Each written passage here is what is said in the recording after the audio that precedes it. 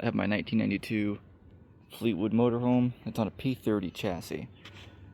And I've done a lot of work to it. But I woke up to this leak here. And what I found out was, it was the transcooler. Let me see.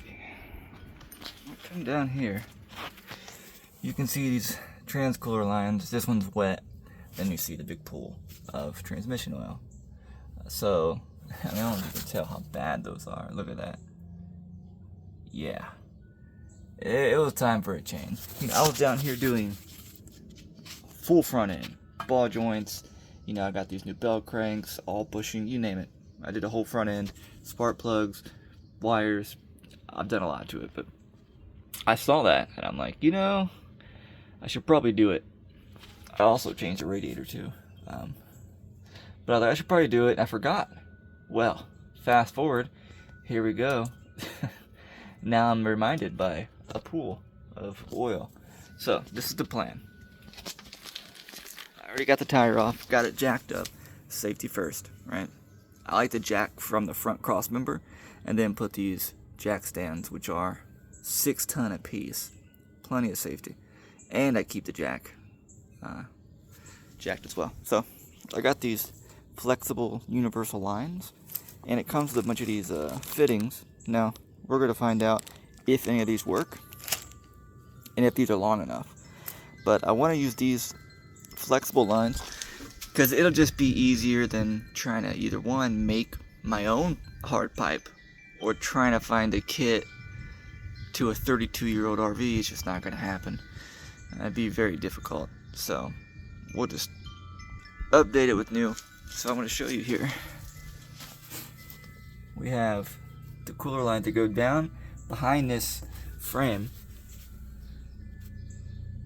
Right there's where it bends. There's the oil pan, and then it comes through right to the transmission. Easy day. So I'm going to start off with removing them. I'm going to remove it probably from here first. Now this probably goes without saying, but I tried to get it loose. It's not coming off, so you can see it's probably rusted and corroded. I just got some PV blaster here, and I'm gonna go put it on pretty much every fitting. I'm not gonna bother with this fitting because that's not coming off. I don't know, I might just cut that with some cutters, but this over here, most definitely. Let me try to get a better angle for you. There we go. This boat definitely needs it. We'll just blast this whole thing.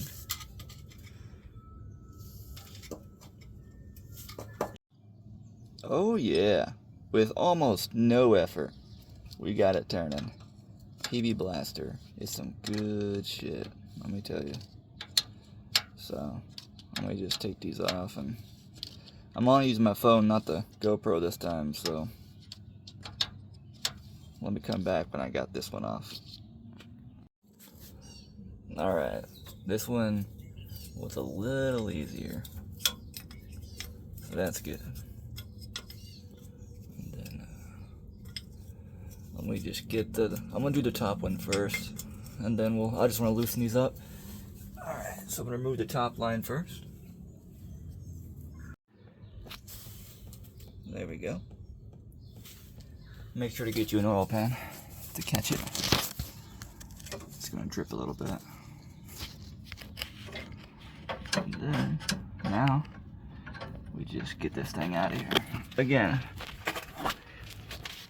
I don't need to really fish this thing out. I can just cut the line and pull it out that way. Alright, let's just snip this away.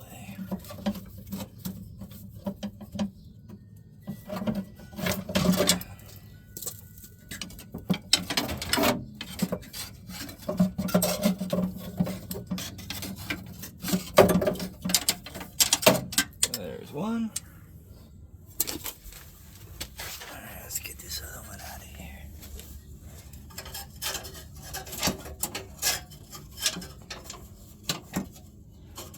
Oh yeah, I'm gonna need 2 hands. There we go. I had to cut it in a few spots just to make it easy for me. And it still wasn't that easy, but just some persistence. Alright, so now I want to see how good these new lines come in. Alright, so those Amazon hoses that I had did not fit. The fittings that came with it didn't fit. None of the fittings even made sense at all when it comes to the 4L80E transmission. The cables were too short. 60 inches or 70 inches was not enough. It was about 1.5 feet short. So this is what I've come up with. I hit up Napa. I got these. This is a 1/2 inch to double flare to a 3/8 hose adapter. So I got 4 of these. And you can see here, let's see, these thread onto this perfectly, and it does have that double flare, so it can replace the steel lines and not leak, so it seals properly. What I'm going to do is just replace the both here and at the cooler itself, and run some hose, some 3/8 transmission hose,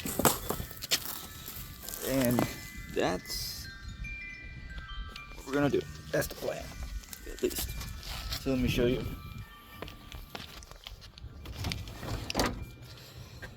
We got the cooler. I took this adapter off just because I wanted to make sure everything fit properly when I went to Napa, and no other places that I could find had these adapters, and they were wildly expensive for what they are. $15 a piece. So that's ridiculous on its own right. But now you can see it all fits perfectly. It's a flare adapter fit, so I'm gonna run some hose. I should need about, I think 7 foot of hose would be perfect. Maybe a little bit, maybe 7.5 if I want to route it clean, which I'm gonna do. So let's see how we can get this. So this is what we're looking at. Now I put 2 hose clamps because, I don't know, I don't want to trust my entire transmission off of an Amazon little hose clamp. So I got 2 of them on there. That should be overkill. I got them down pretty tight. I basically ran the hose the exact way that the old line was. You can see here's the old one, which is coming off next, and here's the new hose. It's coming down exactly where, like that. I did go ahead and test start it. It's not leaking.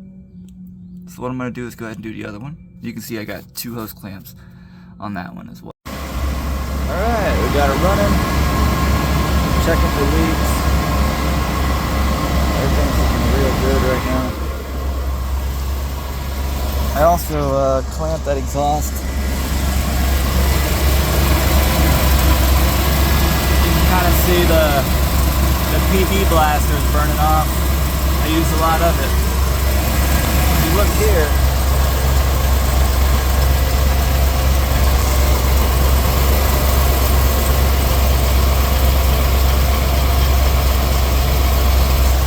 no leaks.